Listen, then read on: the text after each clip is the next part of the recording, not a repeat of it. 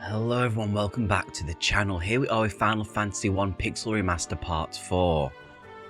When we left off, we unmasked Astos, the Dark Elf pretending to be a king, cured a cursed elf prince and got our hands on the Mystic Key.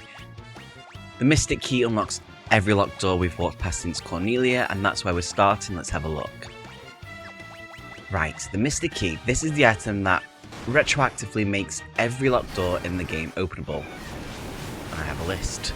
So first stop, Cornelia Castle. Remember that room we couldn't get into right near the beginning? There's a chest in here with Nitro Powder. And before you ask, no, I don't know why Cornelia Castle is storing explosives. The Nitro Powder is actually plot critical. We'll get to why in a bit, but that's not all. There's also a room with some decent gil and a leather shield that I absolutely could have used 3 episodes ago. Cheers game, thanks for that.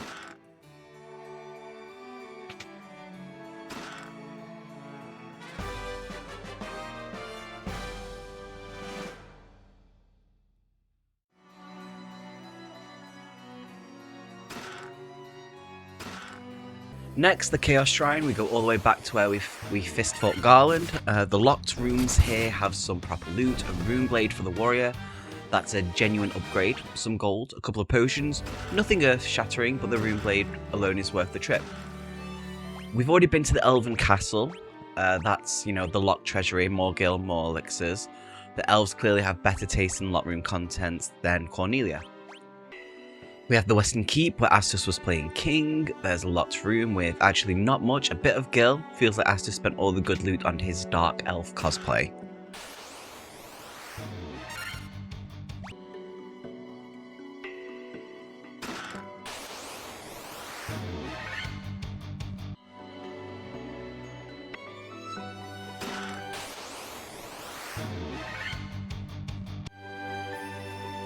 And finally, we go back into the Marsh Cave.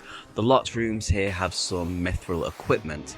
A mithril sword, knife, proper upgrades for the warrior and thief. This would have been genuinely helpful when we were fighting the octopus things, the ones that I can't pronounce, in the same cave. But no, key came after. Thank you. So, next bit, we sail along Cornelia's west coast to a small port south of the Chaos Shrine. Then we hike southwest through a ring of mountains. Mount Dugar, I am assuming I'm pronouncing that right. It's a cave in a mountain ring. Proper dwarven tunnels, forges, the works. The music here I actually really enjoyed. It's a complete vibe change from the forest and castle energy of the last few hours.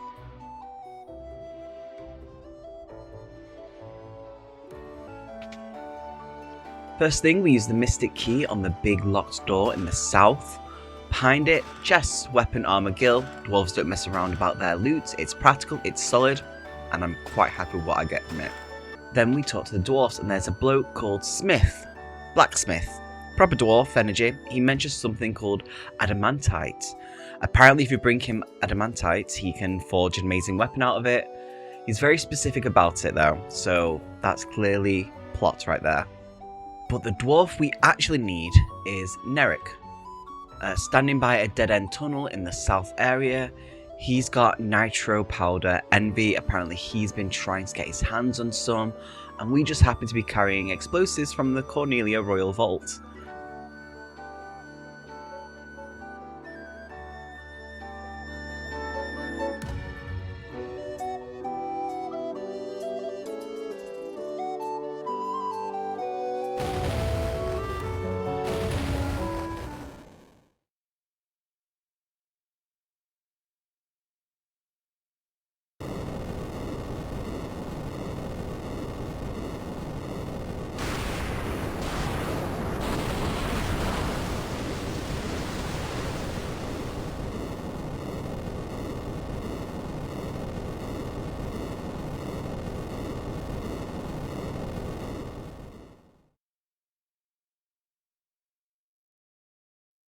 Boom. He blows open a canal. A whole new waterway. Carved through the continent, it connects the sea we've been sailing to a completely new ocean on the other side. This is the 3rd time Final Fantasy has expanded the world. First the bridge, then the ship, now the canal. I love that it does that because it's the game going, nah, there's more. So I can appreciate that. So through the canal we go. The dwarves opened it, so presumably it's safe. We keep sailing west past a small island until we hit a port on the other side. New continent, new everything. I love this. The world's just getting bigger and bigger. On land, the port is right beside a town called Melmond, and Melmond immediately feels different from everywhere we've been. Cornelia was hopeful, Provoker was pirate-infested, Elfheim was ethereal, I guess, because of elves. Melmond is grim. The townsfolk are talking about a vampire, a proper vampire, not a metaphor, not a figure of speech, an actual blood-drinking creature that attacked the town. The energy here is scared. People are worried. And if there's one thing I've learned about Final Fantasy is that when a town is scared of something, we're about to be volunteered to deal with it. But first, shopping, because I'm not walking into vampire territory unprepared. So, the Melmond magic shops, this is where the spell list takes a proper jump. For the White Mage, life, that's rise, revive, bring back the dead. If you've got White Mage and you don't buy life, you're genuinely sabotaging yourself, which, guess who did? Also, Diaga, I probably butchered that as well. Holy Damage, which is about to become very relevant. And Cure, oh god, the Cure. The tier 3 healing spell, party-wide, big numbers, game-changing. And then for the Black Mage, the only one that I get is... oh god, it sounds like Viagra when I say it. Viagra. Well, we're going to call it Viagra. It's fire. It's fire Viagra. Tier 3 fire, hits everything, hits hard. It's a dungeon full of undead and earth element enemies, so it's going to do a lot of heavy lifting.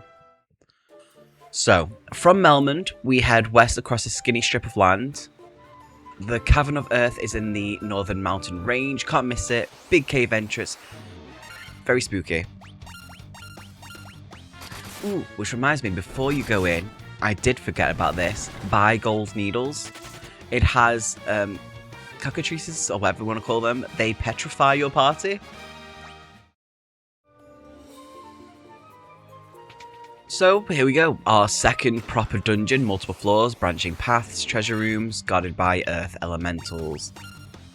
The enemy variety is a little bit wider than anything we've seen. We get undead, we get elementals, we got birds, familiar faces from earlier ones as well. I'm not going to pretend I didn't get lost, because I got lost roughly around 2 times. It's one of the ones where it has all these different paths, because obviously it's a dungeon, but a lot of them go to dead ends, so I did wander around for a little bit. But we did level up quite a bit on this, so that's okay.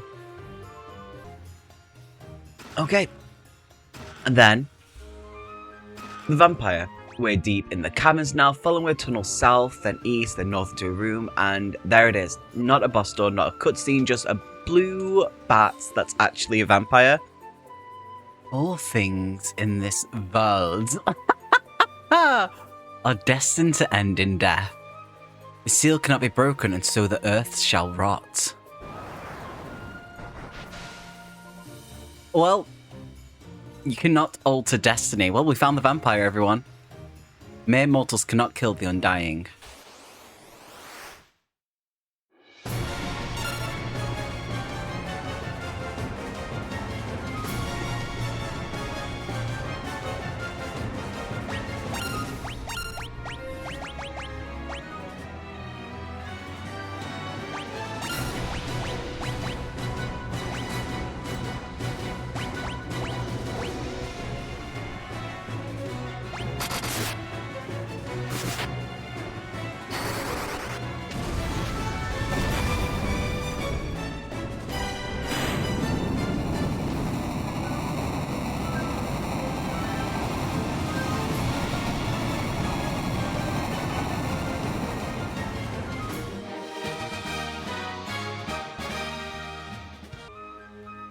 And we defeat it. The chest behind it contains the star ruby, and according to the NPCs in Melmond, there's a giant nearby that eats rubies. I'm not making this up, a giant eats rubies and we need to get past him.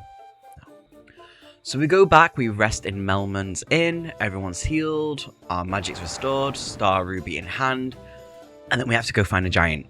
The giant's cave is west of Melmond. short trek, and inside there's a giant, proper massive, blocking the path. He wants food. We have a ruby. We give the star ruby to the giant, he eats it, just pops it in like a boiled sweet. And then he lets us pass. No fight, no puzzle, just cheers for the snack, off you go. And I kind of actually really enjoyed this moment in the game, because it's so weird. So we go through the cave, we grab a few chests, some gil, an item or two, and then take the other stairs out. On the other side, a short walk south brings us to the Sage's Cave. The Sage is, I'm assuming he's old, wise, when he sits in a cave. He gives us the Earth Rod. Doesn't say much, just here's a rod, go deeper into the Cavern of Earth, do the thing. The Earth Rod, this is the item that lets us reach the deepest part of the cavern we were in just before, past where the vampire was. The plaque on the ground that was just taunting us earlier, the Earth Rod activates it. So, back to the Cavern of Earth, we retrace our steps all the way down past the vampire room to the plaque on the ground. The Earth Rod pulses, the ground opens, and we descend to the deepest level. This is it, the lowest floor. The tunnel winds north, then left, then south down an almost straight corridor. At the end, a lone room. No treasure chest, no NPCs, just something waiting. The Lich, the Fiend of Earth. The first of the 4 elemental fiends we need to defeat to restore the crystals.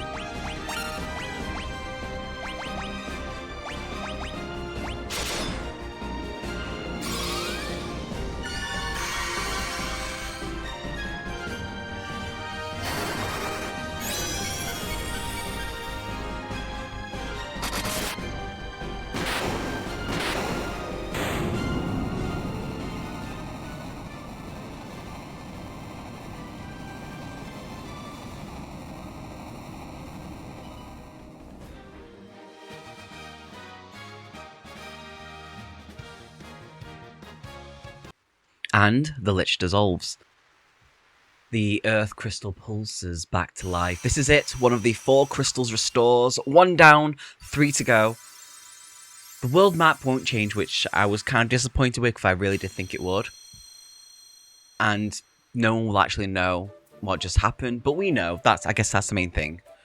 The portal takes us out of the cavern, mercifully. So thank you so much for that. No backtracking through these floors of everything we've had to go through. Just light and we're outside. And we go back to Melmond after that and we rest up. Get everything back to see if... I would have bought items, but I realised very quickly it doesn't have an item shop.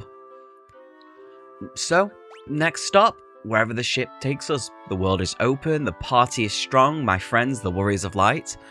And we've officially graduated from wandering around Cornelia confused to restoring cosmic balance. And this is where we're going to leave it.